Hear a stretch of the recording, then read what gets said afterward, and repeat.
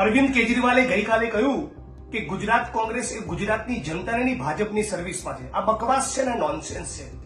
4 ફૂટેલી કારતૂસોના કારણે આખી ગુજરાત કોંગ્રેસ બદનામ ના થવી જોઈએ. લોકસભાની ચૂંટણી વખતે કે એના પછી હમણાં જ્યારે રાહુલ ગાંધી રાષ્ટ્રીય અધિવેશન વખતે જ્યારે ગુજરાત આવ્યા હતા, એ દરેક વખતે જ્યારે આવે છે ત્યારે લગ્નના ઘોડા અને રેસના ઘોડાની કોંગ્રેસની અંદર વાત કરે છે. એવું કહે છે કે રેસના ઘોડાને રેસમાં દોડાવો અને લગ્નના ઘોડાને કાઢી મૂકો.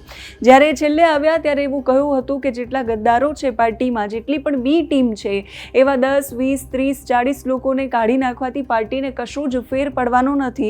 ઉલટાનું પાર્ટીનું પરફોર્મન્સ છે એ વધી જવાનું છે.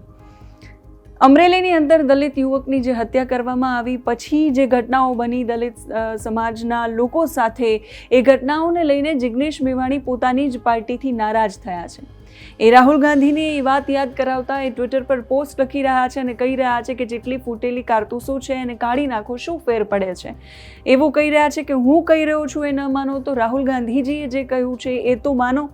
એ વાતની સાથે ફરી એકવાર એમણે આક્રોશ વ્યક્ત કર્યો. અરવિંદ કેજરીવાલ પર એ પ્રહારો કરી રહ્યા હતા અને એની સાથે સાથે એમણે પોતાના સોશિયલ મીડિયા પ્લેટફોર્મ્સ પર એક વિડીયો પણ પોતાનો મૂક્યો અને કહ્યું કે કેમ ફૂટેલી કારતૂસો જે કોંગ્રેસ માટે કોંગ્રેસની અંદર રહીને ભારતીય જનતા પાર્ટીનું ભાજપનું કામ કરે છે, એવા લોકોને રાખીને શું ફરક પડવાનો છે. એવા લોકોને કાઢવાથી પાર્ટીનું પરફોર્મન્સ છે એ આગળ આવવાનું છે. એની સાથે બીજું શું કહી રહ્યા છે એ સાંભળીએ.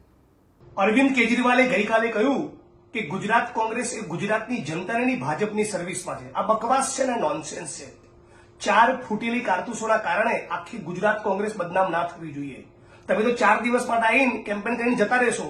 એ ગુજરાત પ્રદેશ કોંગ્રેસ સમિતિના અમારા સિપાહીઓ છે જે 25 વર્ષથી 30 વર્ષથી તાલુકા કક્ષાએ, જિલ્લા કક્ષાએ સંઘ પરિવારના ભાજપની સામે લડી રહ્યા છે. અહીંના કરપ્ટ બ્યુરોક્રેટ્સની સામે ફાઇટ આપી રહ્યા છે. તાલુકે તાલુકે, જિલ્લે જિલ્લે બાથ ભીડનારા સિપાહીઓ છે. આજે પણ અડીખમ, અકબંધ અને મજબૂત દંડા ખાય છે, એફઆઈઆર વોરે છે અને જેલોમાં જાય છે. અને જે લોકો પક્ષમાંથી એમને નથી કાઢતા એમને બી કહેવા માંગુ છું કે કાઢીને પાર મેલો ને, એટલે વાત પતે. શેના માટે આપણે બદનામી ઓરીએ છીએ? કાઢો ને, પાર્ટીને ક્લીન કરો. બધા સાથે મળીને ગુજરાત બેઠું કરીએ. વિસાવદર બી મજબૂત કરીએ અને કડી બી મજબૂત કરીએ. જય ભીમ, ઇન્કલાબ જિંદાબાદ. વિધાનસભાની પેટા ચૂંટણી, વિસાવદર અને કડીની ચૂંટણીની જાહેરાત અને જાહેરાત પછી જે ઘટનાક્રમ ગુજરાતની અંદર સર્જાયા, એ ઘટનાક્રમમાં જિગ્નેશ મેવાણીએ આપેલી આક્રમક પ્રતિક્રિયા અને પછી કોંગ્રેસે જિગ્નેશ મેવાણીને સોંપેલી જવાબદારી અને એનાથી એનો ઇનકાર, આ બધો જ ઘટનાક્રમ કોંગ્રેસ માટે બહુ જ ચિંતાજનક છે. જિગ્નેશ મેવાણી જે સવાલો કરી રહ્યા છે એ સ્વાભાવિક રીતે અત્યારે કોંગ્રેસના પ્રદેશ પ્રમુખ શક્તિસિંહ ગોહિલ હોવાને નાતે એમની પાસે પહેલાં પહોંચે છે.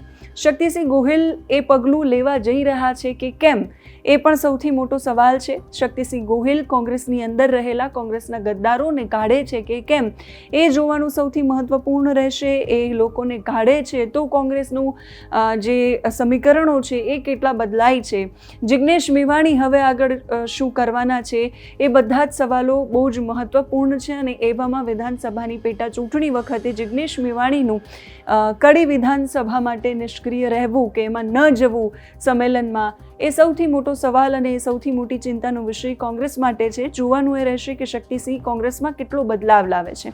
શક્તિસિંહ માટે અત્યારે આ જે સમય છે એ બહુ જ કપરો સમય ચાલી રહ્યો છે.